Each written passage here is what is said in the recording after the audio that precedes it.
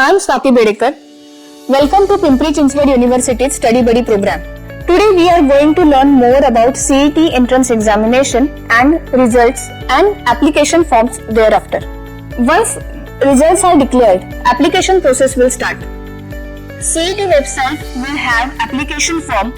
You have to submit the application form along with your Aadhaar card and other mark lists. Once it is done, you will be called for document verification. Document verification is one of the important part before merit list declaration. Merit list will have your overall scores, your percentile and overall ranking. Accordingly, you can choose the best college for yourself.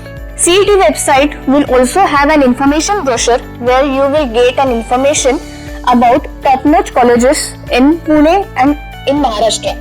Accordingly, you can get the last year cutoffs of every college. You can compare your scores and last year cutoffs and you can choose best 5 colleges from the list mentioned there. You may mention those colleges in the first cap round. Then college allotment will be done. If the allotted college is okay and you are satisfied with that, then you can freeze your admission. Otherwise, you will have to wait for second cap round as well as third cap round. It is a little time consuming process and at times it will also increase your stress. You may go for any other private universities where the best curriculum practices and credit scores are mentioned in their curriculum. How to choose the best university? You can check their legacy, their educational standards and their curriculum. Accordingly, you may go with the best university around you.